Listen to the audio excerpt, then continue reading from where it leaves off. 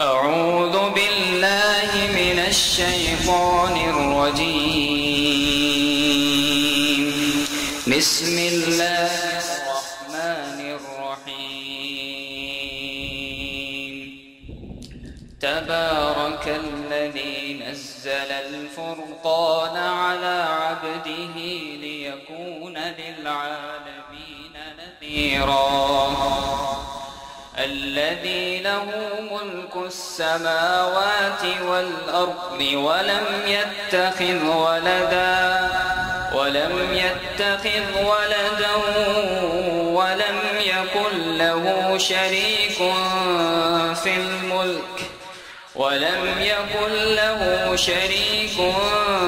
في الملك وخلق كل شيء فقدره تقديرا.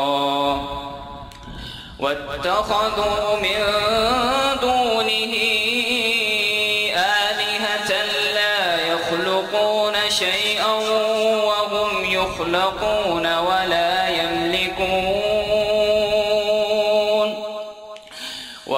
يملكون لأنفسهم ضرا ولا نفعا ولا يملكون موتا ولا حياة ولا نشورا. وقال الذين كفروا إن هذا إلا إفك افتراه وأعانه عليه قوم آخرون فقد جاءوا ظلما وزورا. وقالوا أساطير الأولين اكتتبها فهي تملى عليه بكرة وأصيلا. قل أنزله الذي يعلم السر في السماوات والأرض إنه كان غفورا رحيما. وقالوا ما لهذا الرسول يأكل الطعام ويمشي في الأسواق لولا أنزل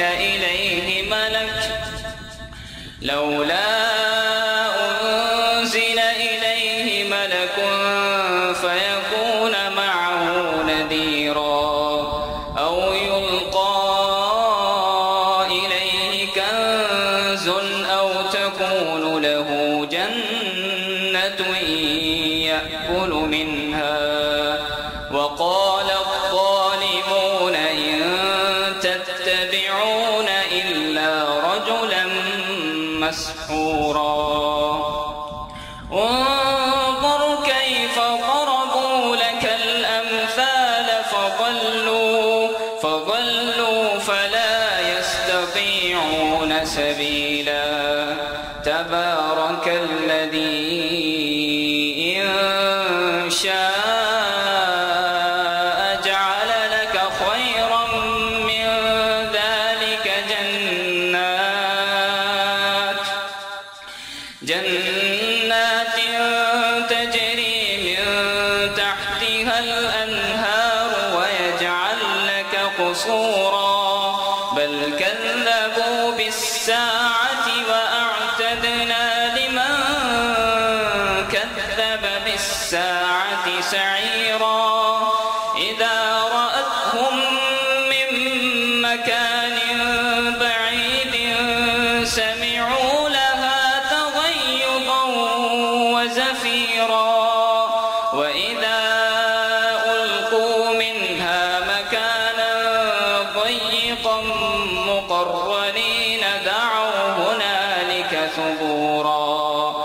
لا تدعوا اليوم ثبورا واحدا وادعوا ثبورا كثيرا. قل أذلك خير أم جنة الخلد التي وعد المتقون كانت لهم جزاء بصيرا لهم فيها ما يشاءون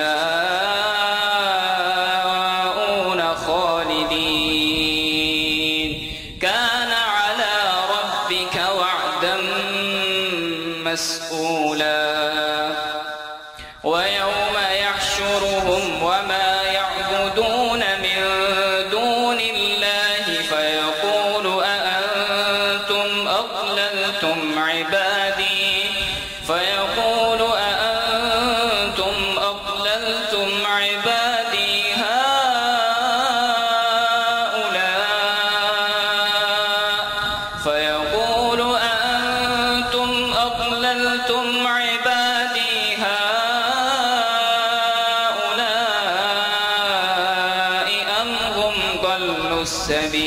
السبيل قالوا سبحانك ما كان ينبغي لنا أن نتخذ من دونك من أولياء ولكن متعتهم وآباءهم حتى نسوا الذكر وكانوا قوما بورا فقد كذبوكم بما تقولون فما تستطيعون صرفا ولا نصرا ومن يظلم منكم نذقه عذابا كبيرا وما أرسلنا قبلك من المرسلين إلا إنهم ليأكلون الطعام ويمشون في الأسواق وجعلنا بعضكم لبعض فتنة أتصبرون وكان ربك بصيرا صدق الله العظيم. بسم الله الرحمن الرحيم نحمده ونصلي ونسلم على رسوله الكريم. أعوذ بالله من الشيطان الرجيم. بسم الله الرحمن الرحيم. سبحانك لا علم لنا إلا ما علمتنا إنك أنت العليم الحكيم. رب اشرح لي صدري ويسر لي أمري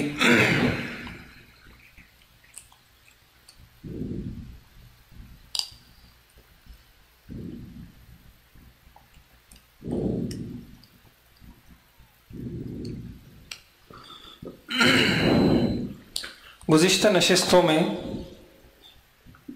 جو بات ہماری چل رہی تھی تو اس میں بنیادی مضمون بنیادی بات یہی تھی کہ ہمارے مال میں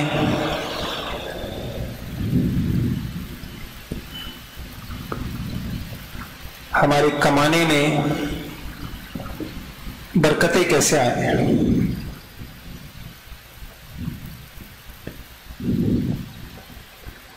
برکتیں کیسے آئیں تو اس کے لیے یہ بات عرض کی تھی کہ کوئی لمبا چوڑا فلسفہ نہیں ہے, کوئی بہت ساری باتیں نہیں ہیں, صرف 3 بنیادی باتیں ہیں. آپ کہہ سکتے ہیں کہ پورے قرآن میں حدیثوں میں جو کچھ ہمیں ملتا ہے وہ انشاءاللہ کمانے خرچ کرنے سے متعلق اسی میں آ جائے گا. کچھ کام کرنے اور یہ بتا دیا تھا کہ کچھ کاموں سے بچنا ہے. 3 باتیں تھیں بس. اچھی نیتیں ہوں, بری نیتوں سے بچے, آزاد بن کر نہیں پابند بن کے کمائیں,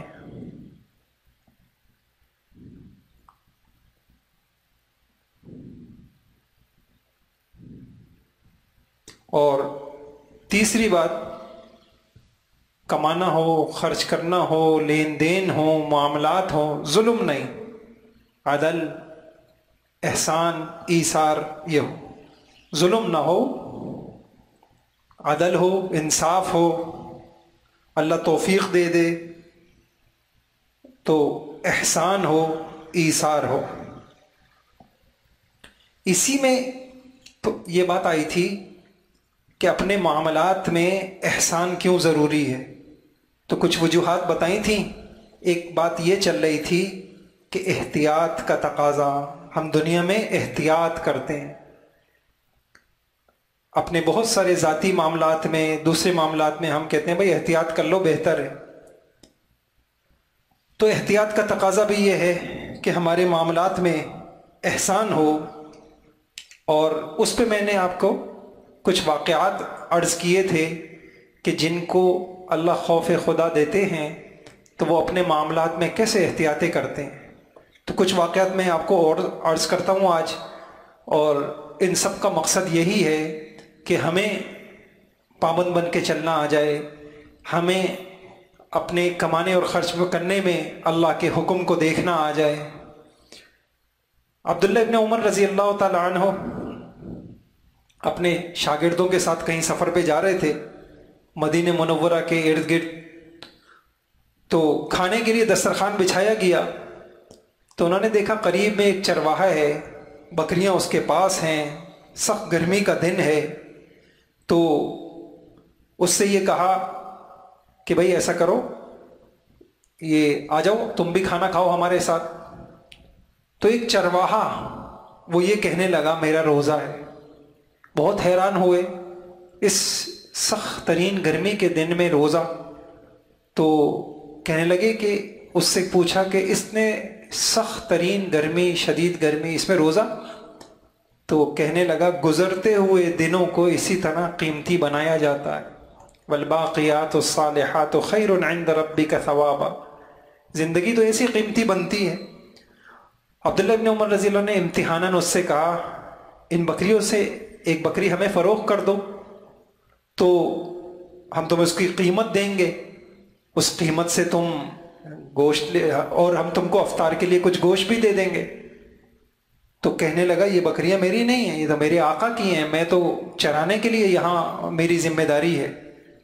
تو انہوں نے امتحاناً اس سے کہا کہ بھائی جیسے ہم کہتے ہیں بھائی چلتا ہے، سب چلتا ہے، بہانہ کر دینا، بہانہ کر دینا۔ اس زمانے میں بھیڑیا کھا گیا، بکری مر گئی، گم ہو گئی، بھاگ گئی، تو اس نے عجیب جواب دیا، اس نے کہا فَأَيْنَ اللَّهُ فَأَيْنَ اللَّهُ، یہ جواب میں آقا کو تو جھوٹ بول دوں گا، اللہ کہاں چلے گئے؟ اللہ سے میں کہاں چھپا سکتا ہوں اپنے دھوکے کو، اپنی خیانت کو، اپنی ڈنڈی مارنے کو؟ اگر میں نے کر بھی لیا میں اللہ سے کیسے چھپاؤں گا؟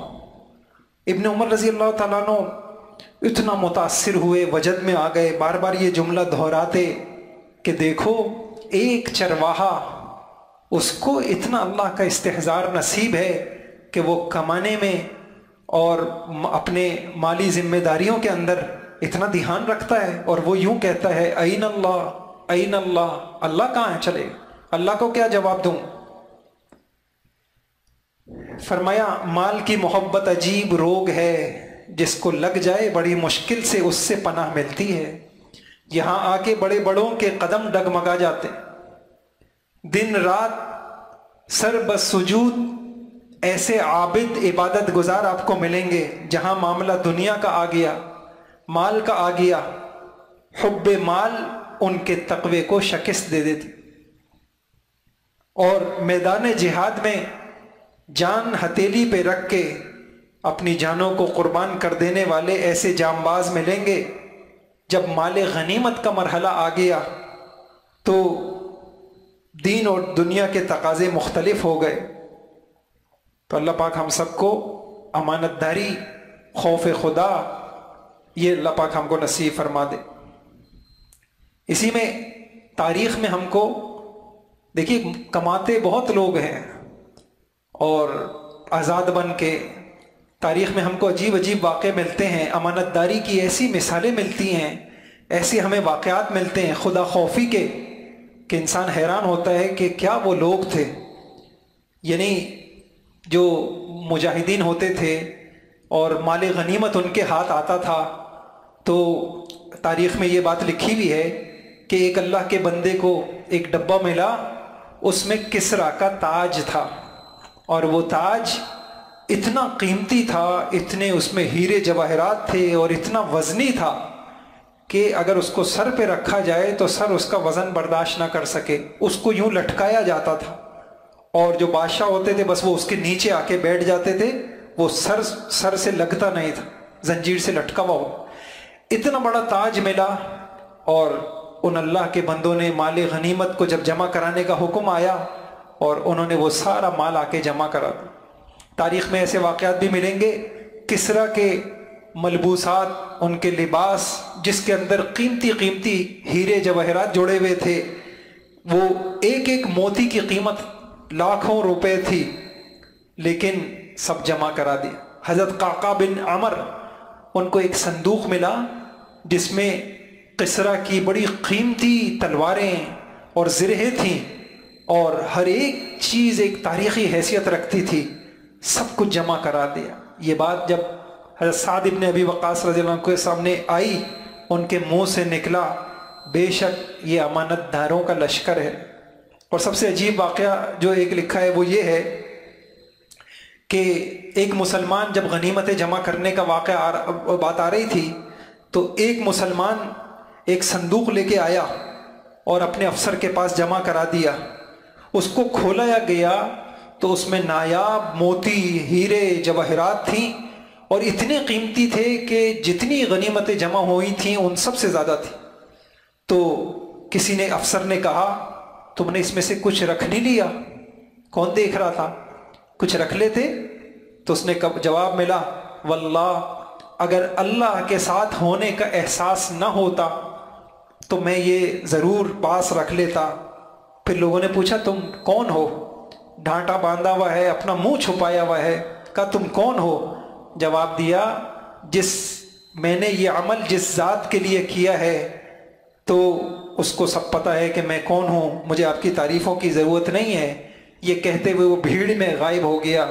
بعد میں پتہ چلا وہ عامر بن قیس رحمۃ اللہ علیہ تھے۔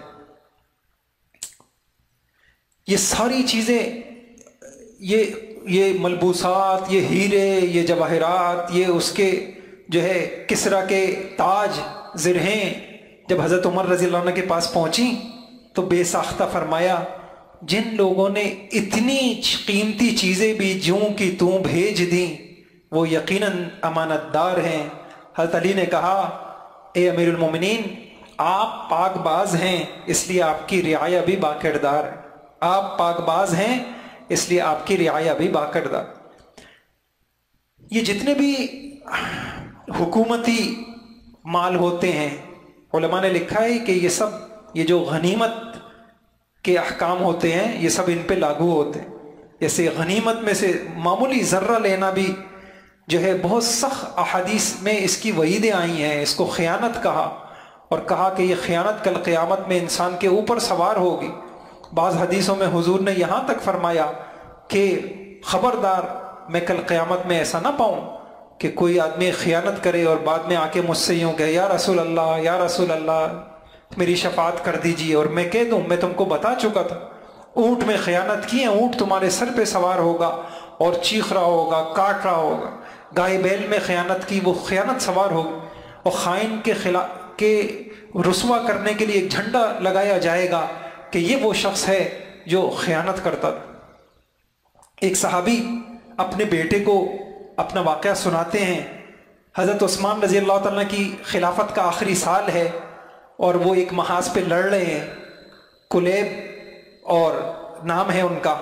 تو وہ اپنے بیٹے کو ایک واقعہ سناتے ہیں کہ بیٹا، اللہ کا فضل ہے کہ ہم لوگ اللہ کے دین کے لیے سب کچھ قربان کر دیتے، لیکن مالی معاملات میں ہم کتنے محتاط تھے۔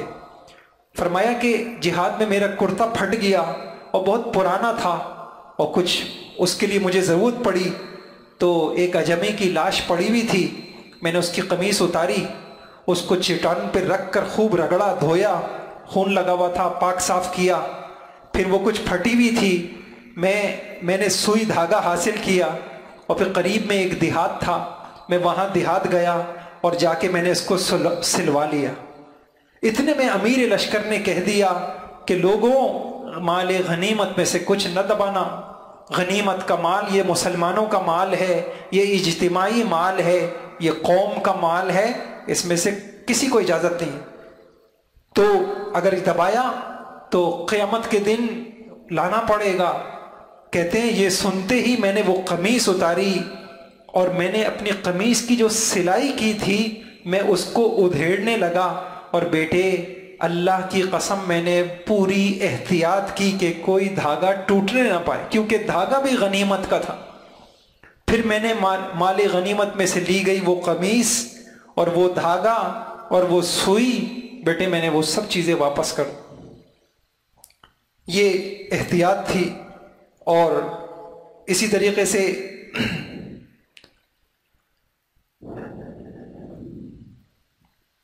حضرت عبداللہ ابن مبارک رحمۃ اللہ علیہ ایک نام ہے ان کا محدثین میں، وہ خود اپنا ایک عجیب واقعہ سناتے ہیں کہ میں ملک شام میں تھا، مجھے کچھ لکھنے کے لیے ضرورت پڑی، میرے پاس قلم نہیں تھا، تو میں نے ایک آدمی سے قلم لیا، لکھنے کے بعد میں وہ قلم واپس کرنا بھول گیا، اور میں خراسان میں تھا، وہاں سے چل دیا۔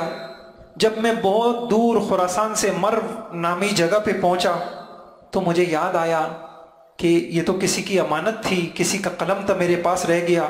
مجھے بڑا افسوس ہوا کہ میں دوسرے کا قلم میں نے لے لیا، یہ تو اس کی امانت تھی، یہ تو امانت میں خیانت ہو گئی۔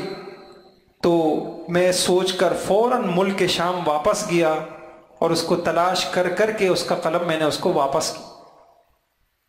اندلس کے ایک بڑے عالم یحییٰ اندلسی رحمۃ اللہ علیہ ہیں، حدیث کا درس دیتے تھے، ہزاروں شاگرد ہوتے تھے۔ ایک دن اپنے شاگردوں سے کہنے لگے کہ اب کچھ عرصے کے لیے سبق بند ہے اور کلاس بند ہے اور اب چھٹی ہے۔ طلبہ حیران ہوئے کہ سردی گرمی بارش، یہ کبھی نہ چھٹی کرنے والے استاد کیا عذر پیش آ گیا؟ تو فرمانے لگے مجھے افریقہ کے کنارے پر ایک شہر قیروان ہے، مجھے وہاں جانا ہے۔ لوگوں نے کہا وہ تو بڑا خطرناک جگہ ہے، راستے میں بڑے بڑے بند ہیں، زہریلے جانور ہیں۔ فرمانے لگے ایک بقال لالا، اس کی میرے طرف 1 درہم 3.5 آنے وہ میرے ذمے لگتے ہیں، 1 درہم واپس کرنے کے لیے، وہ غلطی سے میرے پاس رہ گئے ہیں، وہ 1 درہم واپس کرنے کے لیے مجھے واپس جانا۔ حضرت شبلی رحمۃ اللہ علیہ، کسی نے کہا کہ ان کے انتقال کا واقعہ سناؤ، تو حضرت شبلی رحمۃ اللہ علیہ کے انتقال کا وقت کا کیا منظر تھا؟ انہوں نے کہا، وہ فرماتے ہیں کہ مجھ سے 1 درہم کا ظلم ہو گیا تھا ایک شخص کے اوپر، 1 درہم کا، اور پھر جب مجھے احساس ہوا وہ بندہ تو کہیں چلا گیا، میں اس کو واپس نہیں کر سکتا تھا۔ آگے ہم انشاءاللہ احکام پڑھیں گے کہ اگر خدا نہ خواستہ کسی کا مال لے لیا تو اس کی توبہ کی طریقہ کیا ہے۔ تو کہنے لگے 1 درہم کا ظلم ہو گیا تھا، وہ بندہ مجھے ملا نہیں، میں اس کی طرف سے 1000 درہم صدقہ کر چکا ہوں، مگر اب تک میرے دل پر بوجھ ہے۔ 1 درہم کے بدلے 1000 درہم صدقہ کر چکا ہوں، میرے دل پر بوجھ ہے۔ اللہ والوں نے لکھا ہے ضمیر انسان کا زندہ رہے تو انشاءاللہ اچھی بات ہے، جب احساس باقی رہے کیا کر رہا ہوں، غلط کر رہا ہوں، کیا ہوگا، کل قیامت میں کیا منہ دکھاؤں گا، پیسے کے لیے کیا کر رہا ہوں، یہ اچھی علامت ہے، انسان کو اسے کیش کرنا چاہیے، رابطہ کرنا چاہیے علماء کے، کوئی مسئلہ نہیں ہے، بڑی سے بڑا جرم ہو انشاءاللہ آدمی علماء سے رابطہ کرے، توبہ کی شکلیں اللہ نکالیں گے۔ اللہ رب العزت کو سچے طالبوں کی بڑی قدر ہے۔ 99 آدمی قتل کیے تھے، توبہ کا احساس پیدا ہو گیا، اس کے لیے بھی راستے نکلے، آج تک حدیث کی کتابوں میں اس کے قصہ ہم پڑھتے چلے آ رہے ہیں۔ اس لیے مایوس نہیں ہونا چاہیے ان واقعات سے کہ جی 1 درہم پہ یہ معاملہ ہے، ہماری تو زندگی خدا نہ کرے ایسی ہوئی بھی ہے، یوں ہوا ہے۔ پوچھنا چاہیے علماء سے، انشاءاللہ شکلیں نکلیں گی۔ بس ایک بات سنا کے بات ختم کرتا ہوں۔ مولانا حضرت شیخ الحدیث مولانا زکریا رحمۃ اللہ علیہ لیتے ہیں، ہم لوگ حقوق کی ادائیگی میں بہت غفلت کرتے ہیں، اپنی قوت، زور، گھمنڈ پر دوسرے کا مال قبضہ کر لیتے ہیں اور دل میں خوش ہوتے ہیں کہ مجال ہے جو کوئی ہم سے مطالبہ کر سکے، مجال ہے کوئی ہم پہ الزام قائم کر سکے۔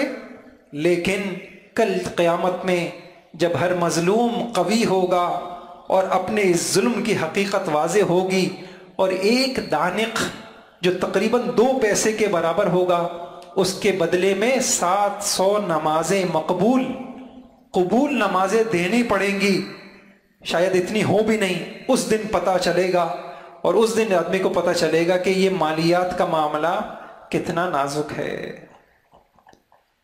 اللہ ہم سب کے لیے حقوق کی ادائیگی آسان کر دے۔ ہم جس معاشرے کے اندر ہیں اور جو پیسے کی ہوک، ہوس، ہرس ہمارے اندر ہے، اس کے ہوتے ہوئے حقوق کی ادائیگی بہت مشکل ہوتی ہے، لیکن انشاءاللہ آدمی مسجدوں میں آئے، علماء کے پاس بیٹھے، انسان یہ کثرت اور برکت کے فرق کو پڑھے اور انسان صحیح غلط کو پہچانے، تو انشاءاللہ انسان کے لیے حقوق کی ادائیگی اللہ آسان کرتے ہیں۔ دعائیں بھی مانگنی چاہیے۔ آج سے میں بھی، آپ بھی اپنی دعاؤں میں شامل کر لیں، اے اللہ حقوق کی ادائیگی ہمارے لیے آسان فرما دے۔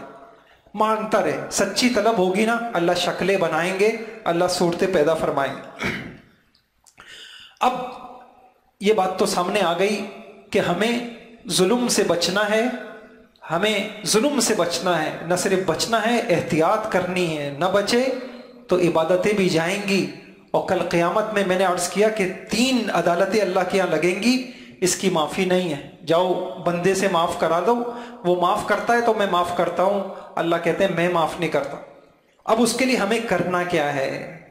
تو دیکھیے، اس ظلم سے بچنے کے لیے ہمیں نمبر 1 حق ادا کرنا ہے، حق ادا کرنا ہے، پورا ادا کرنا ہے،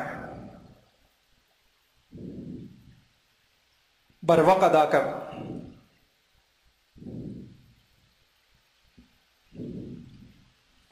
حق ادا کرنا ہے، پورا ادا کرنا ہے، بروقت ادا کرنا ہے۔ سوال یہ ہے کہ حق کیسے ادا ہوگا؟ یہ جب تک ادا نہیں ہو سکتا اور جب تک ممکن ہے جب تک ہمیں یہ پتہ نہ ہو کس کس کے کیا کیا حق ہمارے ذمے ہیں، کس کس کے حق ہیں، کیا کیا حق ہیں، ہمیں یہ بھی پتا ہو کس کس کے ہمارے اوپر حق ہیں اور وہ حقوق کیا ہیں۔ تو اب میں یہ عرض کرتا ہوں، اس کو غور سے سنیے۔ جس وقت ہم مال کمانے کے لیے نکلتے ہیں تو ہم کچھ چیزیں خریدتے ہیں یا کرائے پر لیتے ہیں، تو جس سے ہم لے رہے ہیں وہ ہمارا کسٹمر ہے، گاہک ہے۔ تو پہلی چیز گاہک کے حق۔ ایک آدمی کمانے نکلا ہے، کتنے لوگوں کے حقوق اس کے ذمے میں ہوتے ہیں؟ تو نمبر 1 گاہک کے حق اس کے ذمے میں ہوتے ہیں۔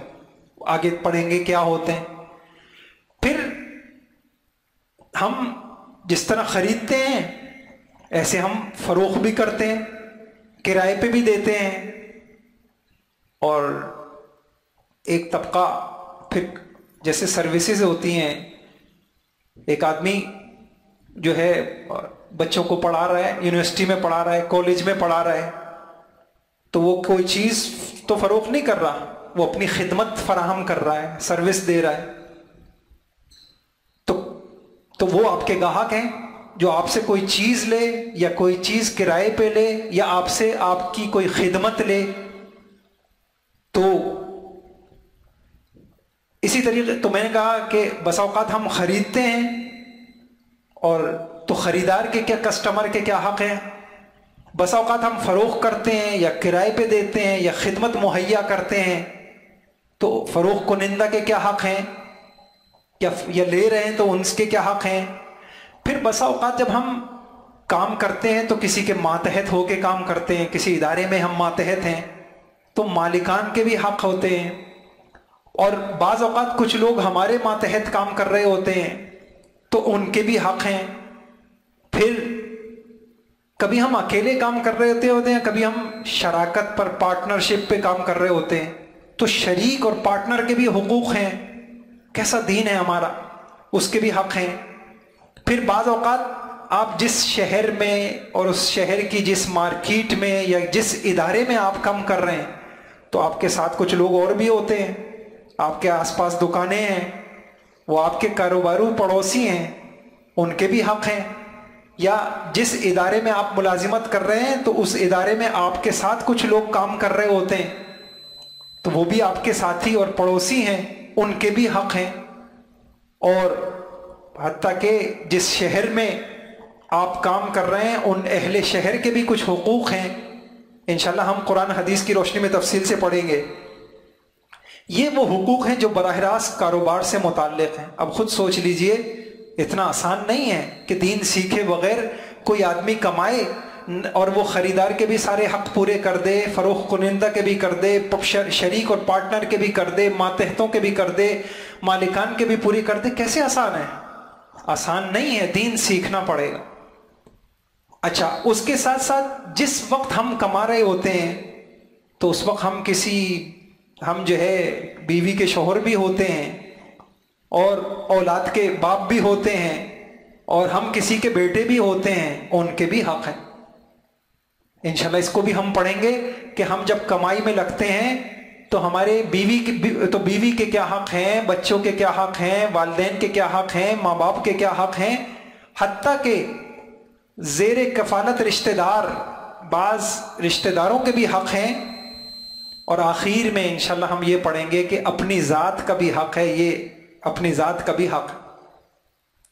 تو اگر ہم کماتے ہوئے ان حق میں تو اب مجھے بتائیے، کمانے میں ان حقوق میں سے کہیں بھی ہم نے کوتاہی کی تو پھر وہ ظلم میں آئے گا اور حق تلفی میں آئے گا. اور کچھ ہو نہ ہو، سب سے پہلی چیز برکتیں اٹھ جائیں گی، خیریں نکل جائیں گی، یہ مال عذاب بن جائے گا، مصیبت بنے گا. اس مال سے کچھ آ جائے، چیزیں آ جائیں گی، لیکن اس مال سے سکون نہیں آئے گا. تو انشاءاللہ شروع کرتے ہیں ہم یہ حصہ، حقوق کا ہم حصہ شروع کرتے ہیں، اور اس نیت سے کہ انشاءاللہ اللہ پاک ہمارے لیے ادائیگی آسان کر دے. تو سب سے پہلا حق ہم پڑھتے ہیں گاہک، کسٹمر کا حق. قرآن اور حدیث کی روشنی میں کسٹمر کا حق کیا ہے؟ بیٹا ہے چلیے آپ یہاں لکھ لیں. گاہک کا حق، گاہک کا پہلا حق، پہلا حق کیا ہے؟ مال فروخت کرنے میں غلط بیانی سے کام نہ لینا. غلط بیانی سے، بس آگے آپ غلط بیانی سے کام نہ لینا. اس میں 3 عنوان انشاءاللہ ہم پڑھیں گے. اس سے نقصان کیا ہوگا؟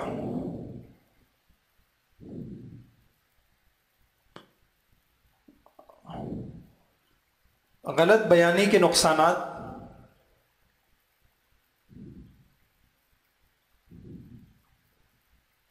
پہلی بات، غلط بیانی سے ہمارے کاروبار پر، ہمارے مال پر، ہماری دنیا پر، ہماری آخرت پر، ہمارے بیوی بچوں پر، ہمارے گھر پر کیا نقصانات ہو. یہ تو دیکھیے، سب سے پہلا نقصان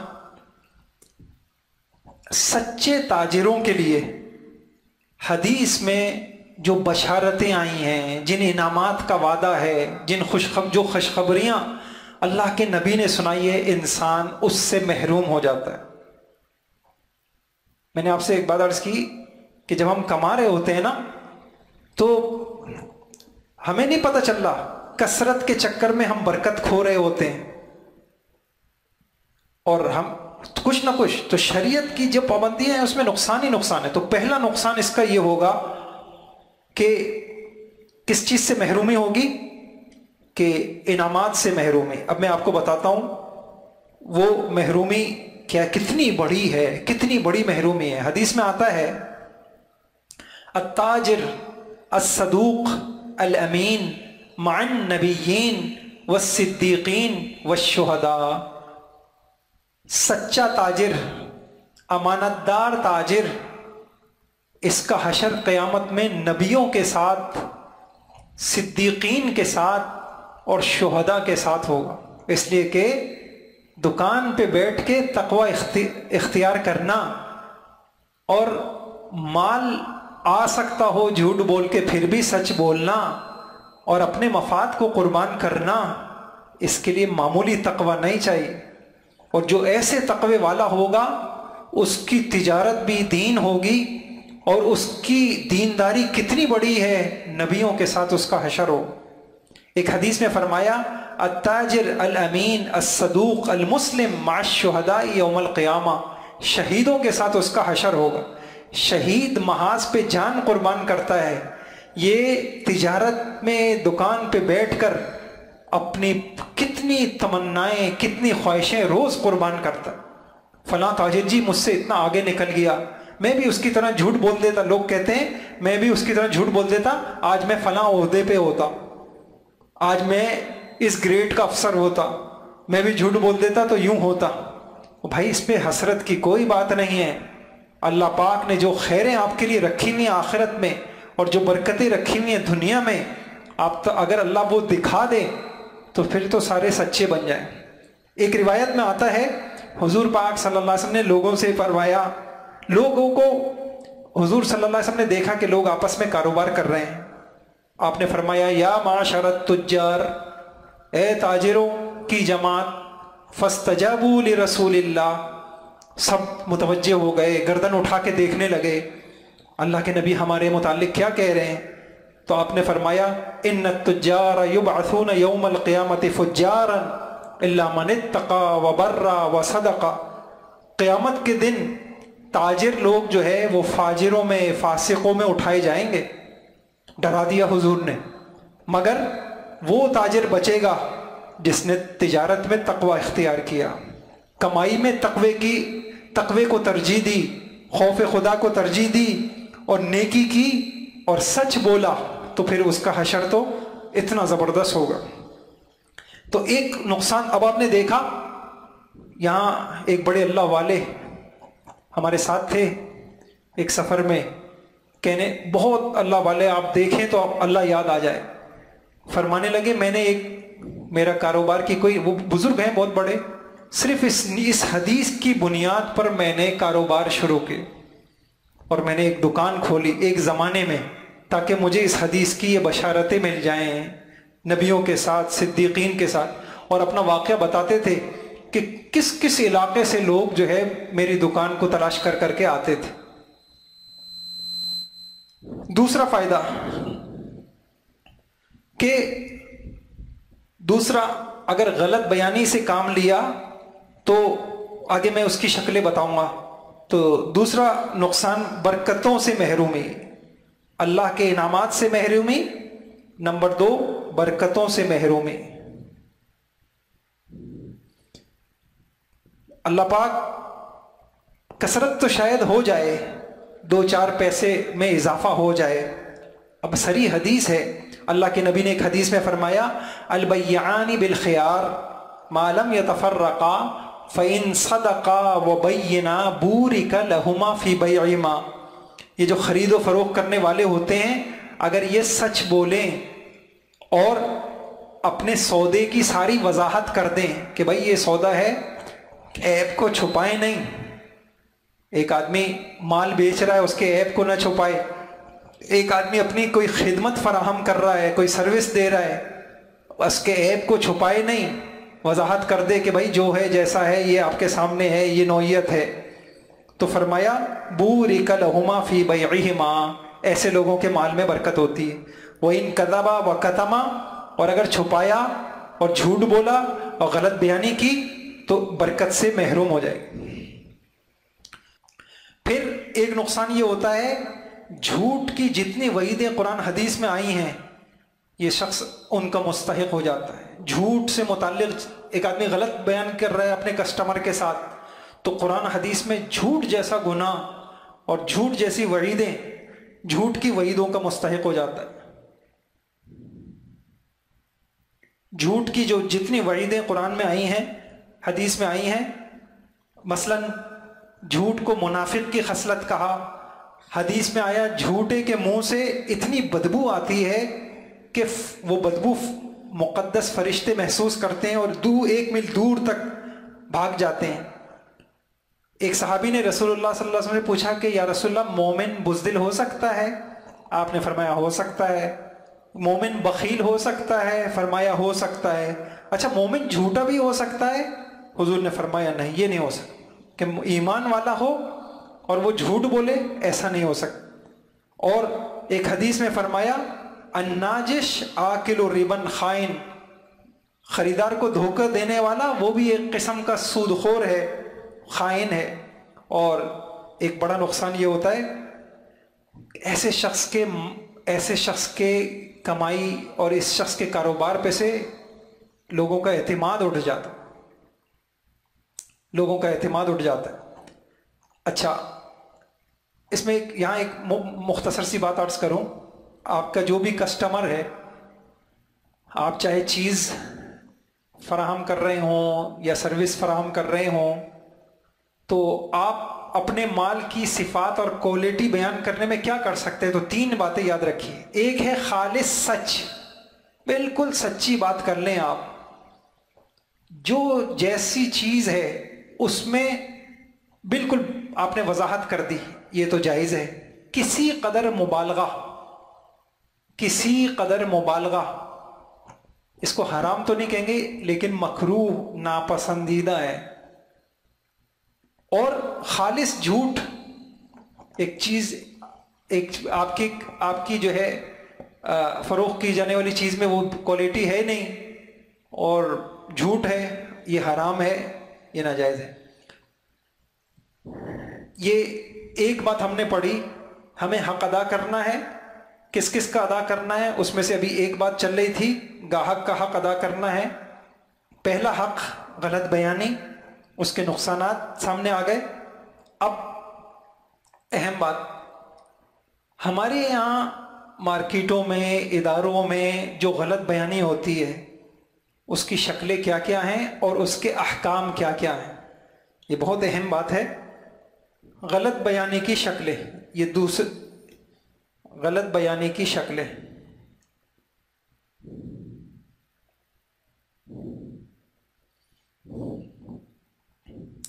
غلط بیانی کی کتنی شکلیں ہیں؟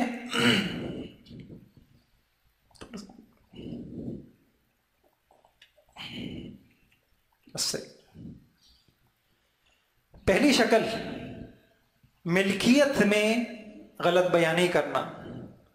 ملکیت بیان کرنے میں غلط بیانی کرنا.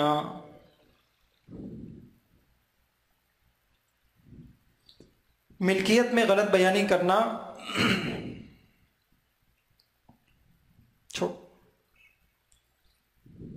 دیکھیے ملکیت میں غلط بیانی کیسے ہوتی ہے.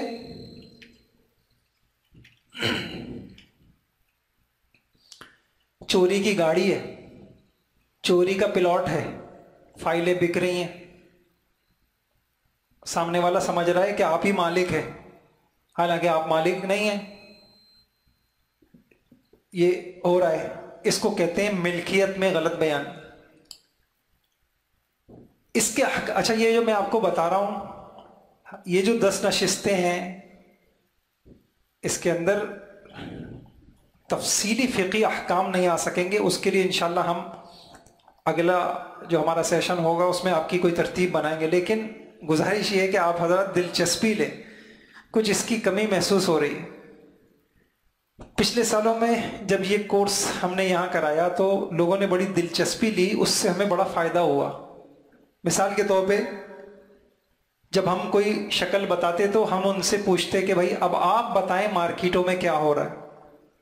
تو اس کا فائدہ یہ ہوا کہ نئی شکل سامنے آئیں تو بتانا آسان ہو گیا. اور بڑی دلچسپی سے وہ حضرات جو ہے، اس دلچسپی سے میں آپ کو مثالیں آگے بتاؤں گا، انہی کی بتائی ہوئی مثالیں، اس سے بڑا فائدہ ہوا. تو آپ حضرات سے بھی گزارش یہ کہ ذرا سا دلچسپی لیجئے. اس کے بعد ہم گروپ میں بعض اوقات کچھ سوالات بھیجتے ہیں. پچھلی مرتبہ میں نے یہ عرض کیا تھا کہ یہ ہم نے غلط نیتیں پڑھی تھیں، تو اس کے کیا بول ہماری مارکیٹوں میں رائج ہیں، آپ ذرا اس کو بتائیں. وہ چیزیں سامنے آئیں گی، کیونکہ مقصد ہماری یہ ہے کہ اصلاح ہو جائے اور اللہ پاک ہمارے مال میں سے حرام سے بچائے. ایک یہ ہے. اب اس کے احکام کیا ہیں؟ فرض کریے میرے ساتھ پلاٹ کے معاملے میں کسی نے اس طرح کی غلط بیانی کر لی، تو شریعت مجھے کیا حق دیتی ہے، کیا اختیارات دیتی ہے، وہ تفصیلی مسائل ہیں، وہ بعد میں پڑھیں گے۔ نمبر 2، ضرورت میں غلط بیانی۔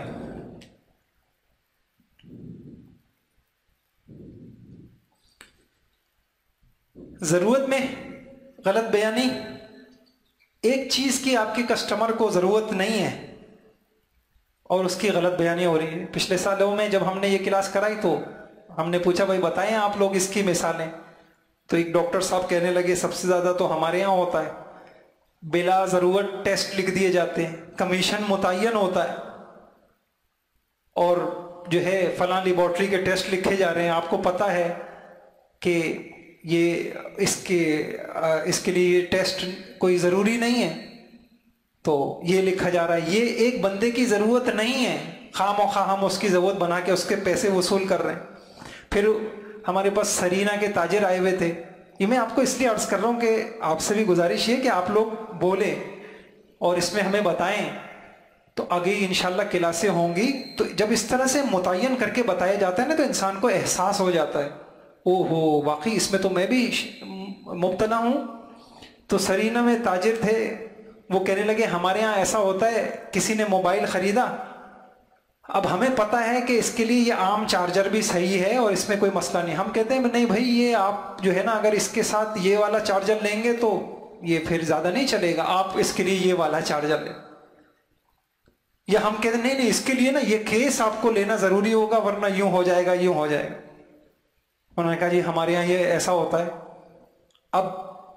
اب غلط بیانی کر کے ایک آدمی کو اس کی ضرورت بتا کر آپ نے چیز بیچ دی، اور عموماً میکینک ہوتے ہیں، بھئی آپ نے کوئی چیز صحیح کروائی، آپ نے اپنی گاڑی ہے، موٹر سائیکل ہے، یا گھر میں کوئی موٹر ہے، بھئی اس کے اندر یہ مسئلہ آئے گا، یہ پرزہ ڈلے گا اس کے اندر اور یہ فلاں ڈلے گا، حالانکہ ایک معمولی سا کام ہوتا ہے، بغیر اس کے حل ہو سکتا ہے، اس کو اپنی چیز بھی بیچنی ہے۔ اب ایک چیز ضرورت میں غلط بیانی کی، اب اس میں تو کوئی شک نہیں کہ ضرورت میں غلط بیان کرنی دھوکہ ہے، خیانت ہے، اور وہ سارے نقصان ہوں گے، لیکن سوال یہ ہے اگر میرے ساتھ کسی نے ایسا کیا تو شرعاً مجھے کیا اختیارات حاصل ہوں گے؟ یہ ملازمت میں بھی ہو سکتا ہے اور چیزوں میں بھی ہو سکتا ہے۔ باقی آپ لوگوں سے بھی گزارش یہ ہے کہ یہ بہت اہم چیزیں ہیں، آپ جو آج کی کلاس ختم ہو جائے گی ابھی کسی کے ذہن میں آئے تو ابھی بتائے، نہیں تو پھر آپ لوگ گروپ کے اندر بتائیے گا کہ ہمارے ادارے میں اس طرح ہوتا ہے، اس طرح ہوتا ہے، ہم اس کو باقاعدہ وہ کریں گے آئندہ کلاسوں میں۔ تیسری غلط بیانی ہوتی ہے جنس میں غلط بیانی۔ اس کے احکام بھی شریعت میں الگ ہیں۔ جو چیز گاہک نے، کسٹمر نے آپ سے مانگی ہے، آپ ایسی چیز اس کو فراہم کریں جو اس کی ڈیمانڈ ہے ہی نہیں، وہ جنس ہی کچھ اور ہے۔ اس میں بھی پچھلے سالوں میں جب ہم نے کلاسیں لیں تو دیکھیں ہم نہیں اتنا اچھا بتا سکتے یہ باتیں جتنا آپ حضرات جو عملی زندگی میں لگے ہیں۔ تو ان لوگوں نے بتایا جیسے کہ یہ جوس ہوتا ہے، پھلوں کا جوس کہہ کے بیچا جا رہا ہے، اس میں پھل کا نام و نشان ہی نہیں ہے، یا وائٹنر ہے، دودھ کہہ کے بیچا، کوئی اس کو بیچے، وہ دودھ کی جنس اور ہے، دودھ اور چیز ہے، وہ اور چیز ہے۔ اس غلط بیانی کے فقہی احکام کچھ اور ہیں۔ تو یا اور کوئی مثال لے لیں آپ، شہد کہہ کے بیچا جا رہا ہے، فرض کر لیے وہ شہد ہے ہی نہیں۔ اگر اس طرح کی کوئی غلط بیانی کرتا ہے یہ بھی بڑی غلط بیانیوں میں شمار ہوتا ہے، اور اس کے فقہی احکام کچھ اور ہوتے ہیں۔ اسی طریقے سے چوتھی ہوتی ہے کوالٹی اور صفات میں غلط بیانی۔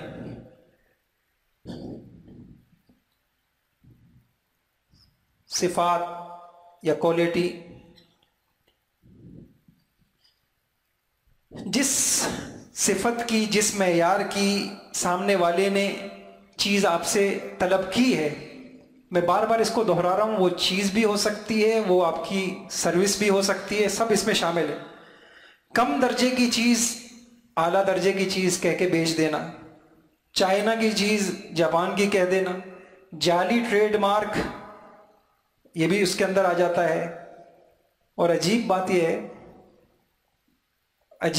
یہ ہے یعنی شریعت کی تعلیم اتنی زبردست ہے. صدیوں پہلے بخاری شریف میں اس طرح کی غلط بیانی کا واقعہ ہے کہ ابراہیم نخعی رحمۃ اللہ علیہ کہتے ہیں بعض لوگ جانور بیچتے تھے تو اس زمانے میں جیسے ہمارے یہاں کون سی اعلیٰ درجے کی کوالٹی سمجھی جائے گی بتائیں؟ میڈ ان جاپان فرض کر لیجئے. اس زمانے میں جانور جب بکتے تھے تو خراسان اور سجستان یہاں کے جانور اچھے ہوتے تھے تو لوگ کیا کرتے تھے اپنے باڑے کا نام رکھ لیا خراسان. جہاں گائے بیل رکھی ہوئی ہیں باڑا ہے اس باڑے کا نام رکھ لیا خراسان اور سجستان. گاہک سے کہتے یہ ابھی خراسان سے آیا ہے, یہ مال ابھی خراسان سے آیا ہے. کبھی کہتے یہ مال ابھی سجستان سے آیا. یہ کب بخاری شریف کے اندر یہ واقعہ لکھا ہوا ہے, یہ باتیں لکھی ہوئی. تو کوالٹی میں صفات میں اب اس کے تفصیلی احکام الگ ہیں.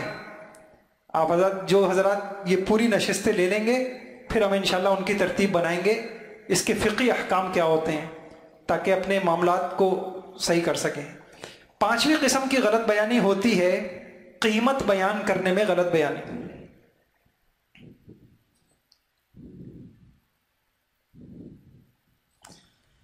قیمت بیان کرنے میں غلط بیانی کرنا, مثلا یہ کہنا آپ کو پوری مارکیٹ میں یہ چیز اتنے میں نہیں ملے گی. چھوٹی باتیں نہیں ہیں. میں آپ سے بالکل نفع نہیں لے رہا, اتنے میں تو میری خرید نہیں ہے. یہ سب چل رہا ہے. یہ سب حق مارنا ہے, یہ سب ظلم ہے, یہ حق تلفی ہے, یہ سب اپنے مال کی برکتوں کو ختم کرنا ہے, یہ سب مصیبتوں کے دروازے کھولنا ہے. اور اس سے بھی عجیب بات میں آپ کو بتاؤں, ایک اہم مسئلہ یہاں عرض کروں. بعض اوقات یہ عموماً دوست احباب میں یا اس طریقے سے جو آپ کے رشتہ دار ہیں اس میں ہوتا ہے. کسی نے دیکھا کہ یار آپ کو فرض کر لیجئے آپ کو فریج کا تجربہ بہت اچھا ہے. کسی دوست نے کہا یار مجھے فریج دلا دو, یا کسی رشتہ دار نے کہا, آپ مان گئے. اب فرض کر لیے وہ فریج آپ کو ملا 20,000 کا اور آپ اس کو کہتے ہیں بھائی میں تو کمائی کر, اس کو نہیں بولتے. اب آپ اس کو کہتے ہیں کہ جی یہ 25 کا ہے یا 21 کا ہے 22 کا ہے. اب یہ قیمت میں غلط بیانی ہے, اس لیے مسئلہ یاد رکھیں. اس کو کہتے ہیں وکیل بالشراء. جی کسی نے آپ کو وکیل بنایا ہے خریداری کا, آپ اس کو اس طریقے سے بیچ نہیں سکتے. اب یہ رشتہ داری میں بھائی اچھا لوگ کہتے ہیں رشتہ داری اور دوستی کا تقاضا ہے, قیمت مانگتے ہوئے بھی شرم آتی ہے کہ ان سے کہیں بھائی میں گیا ہوں, محنت ہوئی ہے, سب کچھ ہوا ہے اور چھوڑنا بھی نہیں چاہ رہے. یہ بالکل غلط بیانی میں آتا ہے اور یہ بھی ناجائز ہے. 6ٹھی صورت مقدار میں غلط بیانی.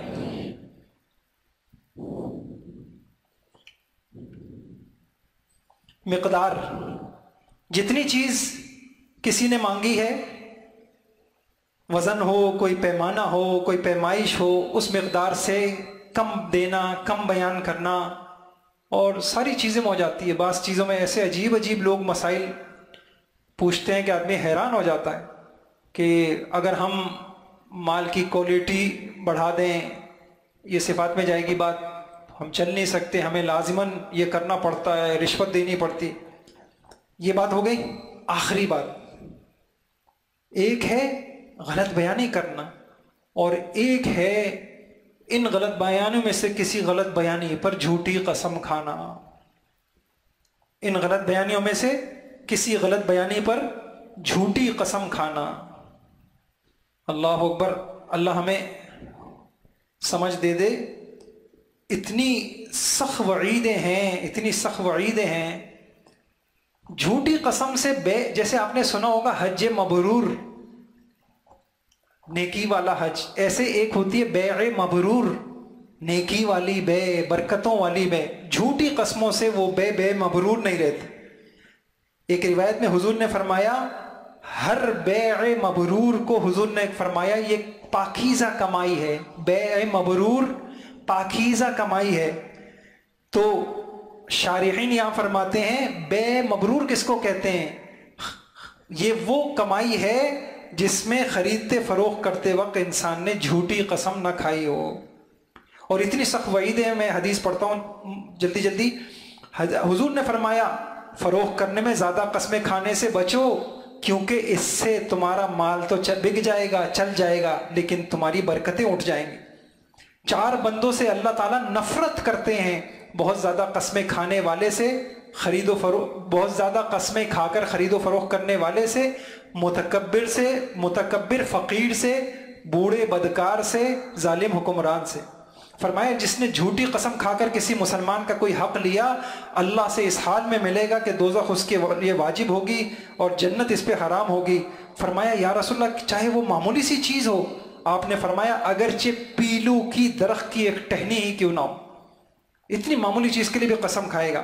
ایک حدیث میں فرمایا 3 آدمی ایسے ہیں اللہ پاک قیامت میں ان کی طرف نظر رحمت نہیں فرمائیں گے، بوڑھا بدکار، فقیر متکبر، اور ایسا شخص جسے اللہ پاک نے سامان دیا اور وہ بغیر قسم کے بیچتا نہیں ہے۔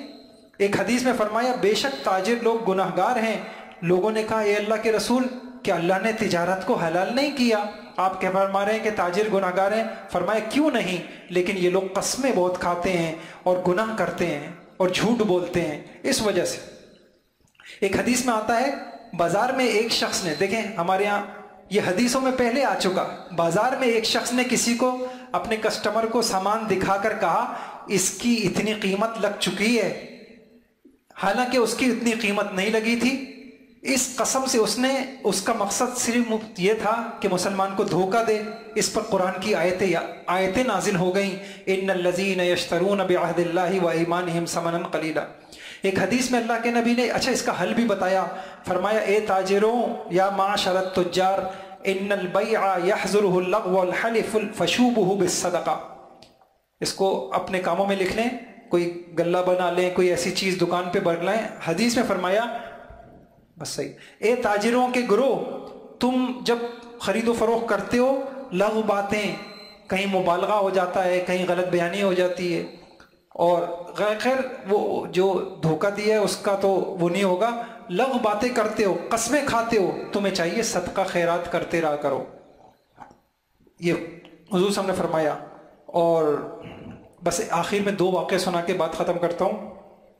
بخاری شریف کا واقعہ ہے، قبیلہ حذیل، زمانے جاہلیت میں انہوں نے اپنے قبیلے کے ایک آدمی کو باہر نکال دیا، چوری چکاری کرتا تھا۔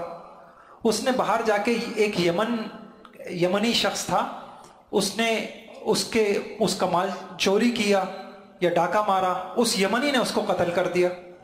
اب قبیلہ حذیل والے آئے کہ بھئی اس نے ہمارا بندہ مارا ہے تو اس سے قصاص لینا چاہیے۔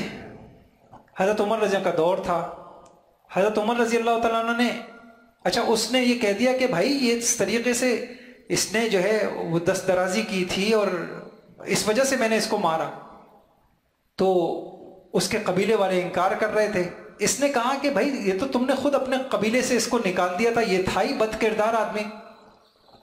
تو حضرت عمر رضی اللہ عنہ نے قبیلے والوں سے کہا اچھا تمہارے قبیلے میں 50 آدمی قسمیں کھائیں، 50 آدمی قسمیں کھائیں تو میں مان لوں گا تمہاری بات۔ 49 آدمیوں نے جھوٹی قسمیں کھا لی، ایک آدمی نہیں مل رہا تھا، انہوں نے اس کو کہا تو بھی ہمارے قبیلے کا ہے، تو بھی جھوٹی قسم کھاؤ تو ہمارا مسئلہ حل ہو جائے گا، پھر ہم اس بندے کو ماریں گے قصاص میں۔ اس نے کہا مجھ سے 1000 درہم لے لو، پیسے لے لو اللہ کے واسطے، مجھ سے جھوٹی قسم۔ انہوں نے کسی اور کو تیار کیا، اس سے جھوٹی قسم اس سے کھلوا دی۔ کہتے ہیں کہ جب جھوٹی قسم کھلوا دی حضرت عمر رضی اللہ عنہ نے فیصلہ کر دیا ٹھیک ہے اب اس کو جو تمہارا جس کا بندہ مارا ہے اس کے ورثہ اس کو لے جائیں، قتل کریں۔ اس نے اس کا ہاتھ پکڑا ہوا لے گئے، راستے میں تیز آندھی چلی، بارش ہوئی، تو یہ لوگ کسی غار میں چھپنے کے لیے پناہ لی۔ 49 کے 49 آدمیوں کے اوپر غار گرا اور 49 مر گئے، اور یہ اور ایک بھاگا، تو یہ جو بندہ تھا یمنی یہ تو بچ گیا، اور جو اس کا ہاتھ پکڑا ہوا تھا اس کو قتل کرنے کے لیے وہ بھی ختم ہو گیا۔ ہمارے یہاں بڑے محدث ابھی ان کا انتقال ہوا، انہوں نے اپنے ہندوستان کا واقعہ لکھا ایک بنیے نے کا اور مسلمان کا مسئلہ ہو گیا تھا کچھ، اور مسلمان نے کوئی زمین دبائی تھی، تو بنیے نے ایک جج کے پاس، بنیے نے کیا کیا، ایک چادر میں لپٹا ہوا قرآن لے آیا اور کہا کہ یہ مسلمانوں کی مقدس کتاب ہے، ٹھیک ہے یہ مسلمان قرآن پہ ہاتھ رکھ کے کہہ دے کہ میں نے زمین نہیں دبائی ہے، میں اپنی زمین سے دستبردار ہو جاؤں۔ تو کہتے ہیں کہ اس نے جو ہے قسم کھا لی اور جج نے فیصلہ کر دیا کہ سال بھی نہیں گزر پایا تھا، نہ صرف وہ، اس کا پورا گھرانہ تباہ ہو گیا اور سارے گھر والے اس کے مر گئے۔ تو احادیث سے بھی پتہ چلتا تھا جھوٹی قسمیں وادیوں کو کھنڈروں میں بدل دیتی ہیں۔ تو اللہ پاک ہم سب کی حفاظت فرمائے اور جھوٹی قسموں سے ہماری حفاظت فرمائے، غلط بیانی سے ہماری حفاظت فرمائے، دھوکے سے ہماری حفاظت فرمائے۔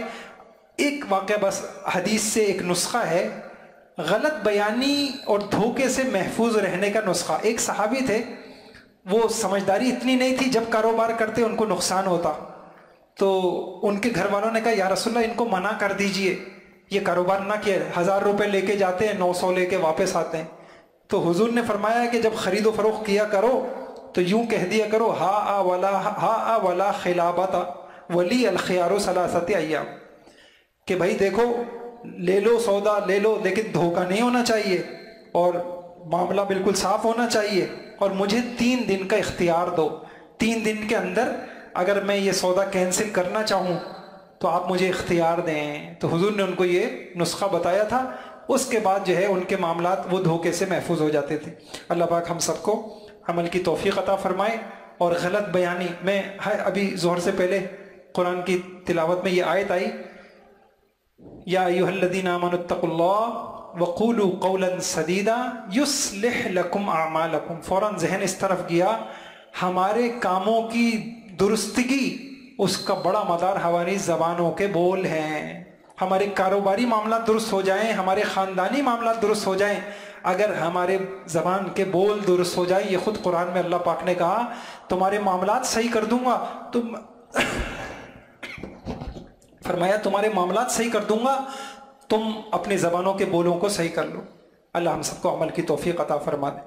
ایک مختصر سے آپ سے مشورہ کرنا تھا، تو ایک میں یہ چاہ رہا تھا کہ آپ کے سامنے یہ بات آ گئی، ایک یہ ہے کہ ہم پڑھا دیں، آپ یہ مختصر سا مجمع ہے، آپ کو پتہ ہے مارکیٹیں بھری ہوئی ہیں، علاقے بھرے ہوئے ہیں اور یہ ساری چیزیں، تو ہمارے ذہن میں تھا کہ بھائی آپ حضرات اس کو کچھ سوچیں کہ اس کام کا تعدیہ ہو، یہ پھیلے۔ مثال کے طور پہ مارکیٹوں کی جو مساجد ہیں، یہ میں کہہ رہا ہوں، ورنہ آپ لوگ سوچیں، اللہ پاک انشاءاللہ سجھائیں گے۔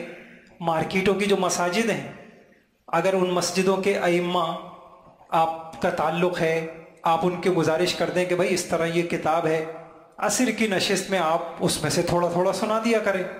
اب اگر یہ ساری باتیں لکھی بھی موجود ہیں، اب وہ مارکیٹ کے امام صاحب یہ حدیثیں بھی سنائیں گے، سچائی کے کیا فائدہ ہے، برکتیں ہیں، جھوٹ کے کیا نقصانات ہیں، جھوٹی قسموں کی اور جھوٹ کی شکلیں کیا ہیں، ہماری مارکیٹوں میں کیا رائج ہے، تو انشاءاللہ جو مجمع نماز میں آ رہا ہے اس کے اندر تو خیر ہے، وہ قبول کرے گا۔ یہ شکلیں ہو سکتی ہیں، اسی طریقے کی کلاسیں آپ کے تعلقات ہیں، آپ یہ چاہتے ہیں کہ کسی اور ہماری فلاں مسجد میں بھی یہ شکلیں شروع ہو جائیں، ہمارے ادارے میں شروع ہو جائیں، تو اس کی کوئی رائے ہو تو ابھی بھی دے سکتے ہیں، اس کے بعد وہ جو واٹس ایپ کا گروپ ہے اس میں بھی دے سکتے ہیں۔ کام پھیلنا چاہیے، اور یقین جانیے میں آپ کو پھر عرض کروں گا کہ جتنا ہم اللہ کے دین کے ساتھ مخلص ہوں گے، اور بلکہ احادیث سے پتہ چلتا ہے کہ ایک تاجروں کا وہ طبقہ اور علماء کا طبقہ اگر مل جائے تو اللہ پاک کتنی رحمتیں اور برکتیں نازل کریں۔ تاجر اپنا مال لگائیں، علماء اپنے علم کو خرچ کریں اور صلاحیتوں کو لگائیں اور مل جل کے کام کریں۔ اس لیے فرمایا کہ 2 آدمی قابل رشک ہیں، ایک وہ مال والا جو اپنا مال خرچ کرتا ہے اور ایک علم والا جو اپنا علم خرچ کرتا ہے۔ تو ہم ذہن لگائیں، صلاحیتیں لگائیں کہ کیسے، جیسے ہم نے ہمارے بچے ماشاءاللہ عصر کے وقت یہاں چلے جاتے ہیں مارکیٹ میں، کچھ حضرات ہیں اور یہی باتیں وہ ان کو سنا دیتے ہیں، کئی جگہ ماشاءاللہ بچے چلے جاتے ہیں۔ تو اس طریقے کی ایک گزارش یہ ہے کہ کام کا پھیلاؤ ہو، میرے آپ کے ذریعے سے یہ حضور کا یہ علم وہاں پہنچے جہاں ضرورت ہے۔ تو انشاءاللہ کوشش فرمائیں گے نا اس کی. کوئی رائے ہو تو ضرور آپ حضرات رائے بھی دیں. اور تھوڑا سا یہ جو شکلیں آئی ہیں نا، اب آپ ایک کام یہ بھی کریے گا، گروپوں میں آپ کے علم میں جو شکلیں ہوں مارکیٹ میں، انشاءاللہ اس سے باہر نہیں ہوں گی، عنوان یہی ہوں گے، اس کی جو صورتیں رائج ہیں وہ ہمیں بتائیں، تو اس کو لوگوں کو بتاتے ہوئے پھر لوگوں کو احساس ہوتا ہے، تو اس کی بھی کوشش کریں. اور بھی سبحان اللہ و بحمدہ سبحان اللہ العظیم سبحان اللہ سبحانک اللہم و بحمدک نشہد ان لا الہ الا انت نستغفرک و نتوب الیک. اے اللہ ہم سب کو حقوق کی ادائیگی ہم سب کے لیے آسان فرما دے، حق تلفیوں ظلم سے ہماری حفاظت فرما، غلط بیانی، دھوکہ اور جھوٹ سے اللہ ہمارے مالوں کو پاک اور صاف فرما، اور یا اللہ سچائی اور صداقت، امانت، دیانت ہم سب کو نصیب فرما، حلال کی برکتیں نصیب فرما، حرام کی نحوستوں سے ہماری اولاد و نسلوں کی اللہ پوری حفاظت فرما، ہماری دعاؤں کو قبول فرما. آمین.